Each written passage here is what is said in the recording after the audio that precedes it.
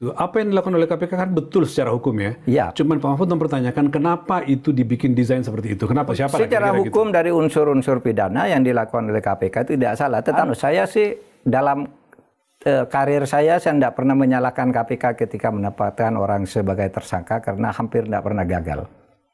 Pak Mahfud MD merespon terkait penangkapan Hasto Kristianto dan Pak Mahfud MD menjelaskan secara gamblang bagaimana tindakan KPK terhadap penangkapan yang dilakukan kepada Hasto Kristianto. Nah, seperti apa videonya? Mari kita simak bersama-sama. Bismillah. Dari DPP PDI Perjuangan, ya khususnya Ibu Megawati Soekarno Putri, yang meminta kepada kepala-kepala daerah asal PDI Perjuangan tidak ikut retreat di Akmil Magelang.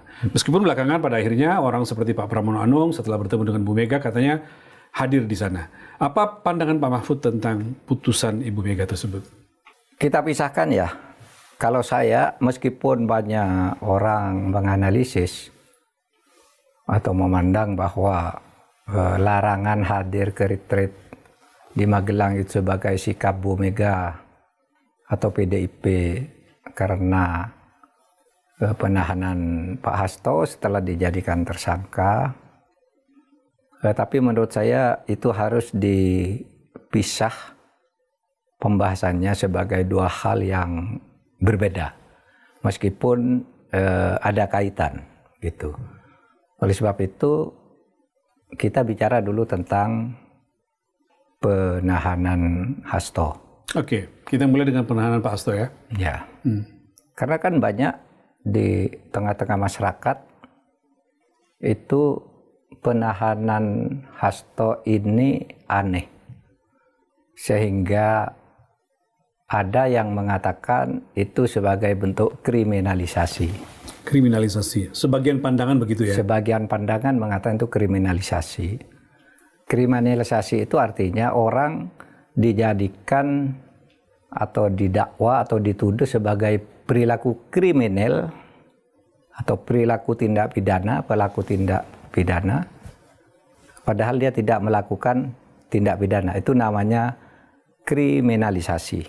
Ya, orang dikriminalkan meskipun tidak melakukan apa-apa.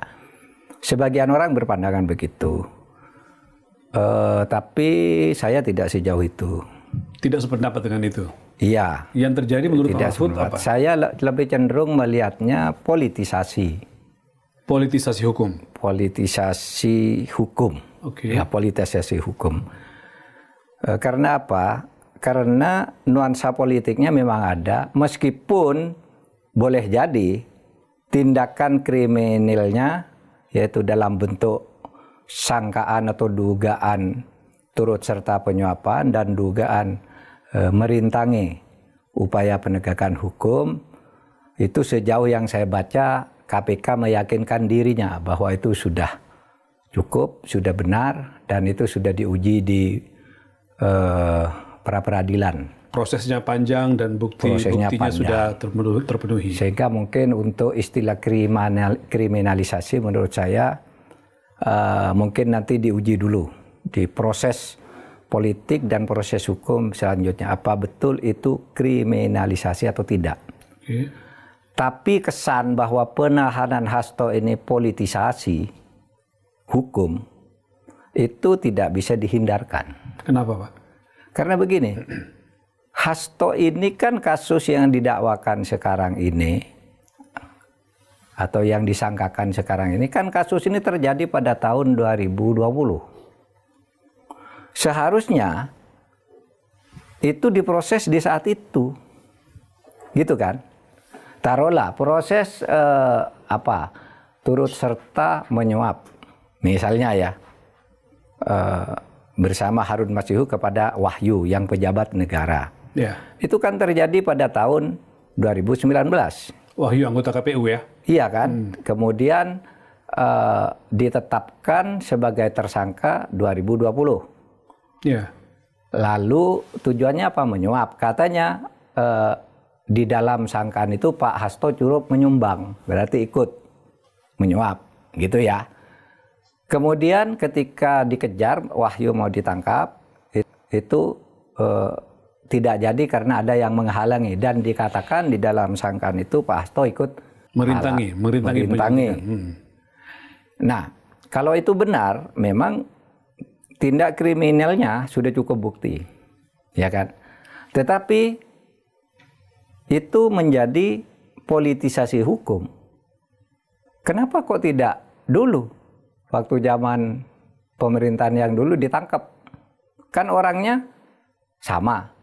Apa yang didakwakan sekarang sudah dirumuskan pada saat itu, sudah diumumkan di media dan sebagainya dan sebagainya. Kenapa baru sekarang? Tapi jawaban publik kemudian, ya waktu itu kan PDIP yang memerintah, Pak. Mungkin itu yang menjadi pertimbangan. Nah, itulah yang saya katakan politisasi. Pada waktu itu PDIP ada di tangan Pak pemerintah gitu, termasuk Pak Jokowi ada di pemerintahan. Seharusnya kalau mau jujur nih ya, yang menghalangi siapa?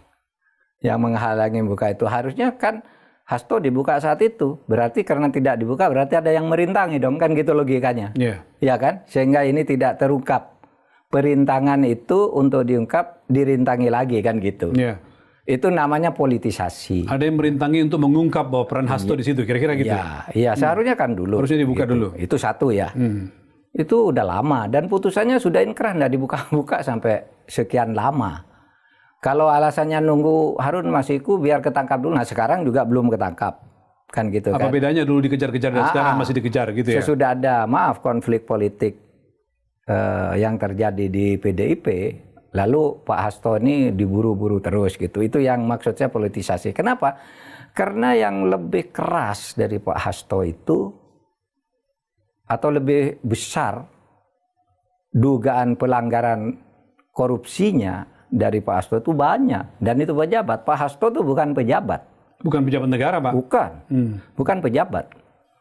Ini Pak Mahfud membandingkan antara kasus Pak Hasto yang nilainya tidak seberapa dan dia bukan pejabat negara, dibandingkan dengan orang yang sebelumnya melakukan, dia pejabat negara dan nilainya lebih besar dari Hasto. Dan sudah inkrah putusannya bahwa disebut di dalam putusan pengadilan bersama-sama dengan X, ini menteri kan, seorang sekjen sebuah departemen dinyatakan terbukti secara sah dan meyakinkan melakukan korupsi bersama-sama dengan ini yang namanya menteri.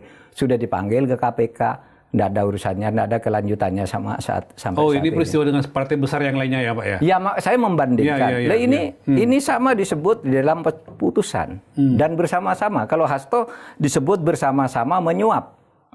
Menyuap itu memang turut serta ya di pasal 55 itu. Bersama-sama atau turut serta gitu.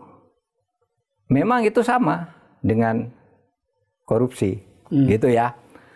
Nah, itu bisa ya, itu bisa kriminalnya sama-sama ada, tapi yang besar dibiarkan, bahkan menjadi pejabat penting. Ada yang sudah dipanggil Kejaksaan Agung sampai 12 jam. Ya, menteri senior lah waktu itu, Pak ya. Iya, ada juga yang sudah mengaku menerima uang tidak jelas lalu dititip di Kejaksaan Agung sampai sekarang enggak diproses. 27 kan miliar. Lebih jelas. 27 miliar dikembalikan kepada Kejaksaan Agung. Yang Pak Mahfud sendiri mengatakan ada uangnya tapi mana yang korupsinya nggak ketahuan. Iya, ada uangnya, ada korupsinya tapi tidak ada koruptornya. Uang korupsinya sudah ada di meja Kejaksaan Agung, masa enggak ada koruptornya? Gitu kan? Itu sebabnya orang lalu menyebut kalau dianggap yang penangkapan Pak Hasto ini tidak wajar, itu bukan kriminalisasi tapi politisasi. Tapi Pak, sebelum lanjut ke situ, apa yang dilakukan oleh KPK kan betul secara hukum ya? Iya. Cuman Pak Mahfud mempertanyakan kenapa itu dibikin desain seperti itu? Kenapa nggak dari dulu? Kenapa baru sekarang dibuka? Ketika terjadi konflik antara katakanlah Bu Mega dengan Pak Jokowi atau siapa? Secara hukum dari unsur-unsur pidana yang dilakukan oleh KPK itu tidak salah. Tetapi kenapa KPK membiarkan yang lebih besar yang sudah ada di meja dia? Laporan-laporan yang tidak diproses, katanya mana buktinya? Lalu sudah banyak orang mengantarkan bukti. Sudah banyak yang diputus di pengadilan bahwa dia korupsi bersama dengan menteri ini, menteri itu. Tapi kenapa hanya Hasto yang itu kebetulan juga pelaku politik yang berseberangan dengan pemerintah di era tertentu, kan begitu. Nggak apa-apa, saya sih dalam karir saya tidak pernah menyalahkan KPK ketika menempatkan orang sebagai tersangka karena hampir tidak pernah gagal. Tetapi saya sekarang tidak menyalahkan juga, tapi mempertanyakan kenapa politisasinya begitu gamblang? Orang yang sudah dilaporkan dengan bukti dan seterusnya masih disuruh melaporkan lagi, mana buktinya gitu. Padahal buktinya sudah diumumkan lewat media massa, inilah gitu. Kan banyak sekali. Nah itu yang saya sebut politisasi. Menguatkan dugaan. Baik pemirsa, kita ketahui bersama bagaimana perjalanan karir seorang Mahfud MD. Sampai pada akhirnya beliau memutuskan untuk bergabung, beliau memutuskan untuk berkoalisi dengan Partai Demokrasi Indonesia Perjuangan atau PDIP menjadi wakil presiden dari Pak Ganjar. Dari sana Pak Mahfud seringkali narasinya blunder. Kenapa saya bilang blunder? Begini, apa yang disampaikan Pak Mahfud tadi bahwasanya soal hukum, ada yang melakukan tindak pidana korupsi namun sampai hari ini tidak ditangkap, tidak diproses. Dan Pak Mahfud MD itu ketika menjabat, beliau tahu siapa orangnya. Pertanyaannya, kenapa baru sekarang Pak Mahfud membuka hal itu? Kalaupun penangkapan Pak Hasto ini lebih dekat atau lebih cenderung politisasi, maka seharusnya Pak Mahfud waktu itu juga harus memproses yang katanya Pak Mahfud tadi, bahwa ada yang sudah jelas mengembalikan uang korupsi 27 miliar, namun sampai hari ini masih belum diketahui siapa yang melakukan. Katanya Pak Mahfud itu lebih pantas untuk diproses, dan Pak Mahfud juga mengatakan daripada Hasto yang ditangkap, ada yang lebih berhak ditangkap karena ada yang lebih banyak melakukan tindak pidana korupsi dan sampai hari ini tidak diproses, dan itu semua orang sama-sama tahu. Katanya Pak Mahfud begitu. Kita ketahui bersama 2019 sampai 2023 Pak Mahfud itu jabatannya adalah Menko Polhukam. Artinya yang mengurusi keseluruhan terkait politik dan hukum. Nah, kalau ada di 2019 kemudian sampai 2020, 2021 ataupun 2022 ada yang melakukan tindak pidana hukum yang jelas-jelas merugikan negara misalkan, seharusnya Pak Mahfud kalau memang idealismenya masih kuat, seharusnya harus diproses waktu itu juga, karena Pak Mahfud sebagai Menko waktu itu. Namun apa yang dikatakan Pak Mahfud sudah bagi saya, ya kalau dianggap itu politisasi ya gak ada persoalan sih. Penangkapan Hasto ya mungkin memang politisasi, tapi saya sebagai pengantar di sini kan tidak tahu juga apakah itu politisasi penangkapan sekjen atau bagaimana. Karena yang jelas Pak Hasto mungkin sudah bersalah dan KPK sudah mengantongi seluruh bukti, kan nggak mungkin juga KPK memenjarakan atau menahan salah satu orang dan itu bukan pejabat publik tanpa ada bukti yang kuat. Saya rasa demikian sih, saya pasrahkan semuanya prosesnya kepada KPK. Kalaupun ada pejabat mantan, misalkan mantan menteri yang melakukan tindak pidana korupsi, ya semoga saja KPK cepat memproses orang tersebut. Dan terakhir, semoga KPK mengusut tuntas tentang Dirut BUMN Pertamina, di mana ditetapkan sebagai tersangka sudah melakukan tindak pidana korupsi kurang lebih 200 triliun. Semoga KPK bisa mengusut tuntas siapa orang-orangnya dan sampai ke akar-akarnya.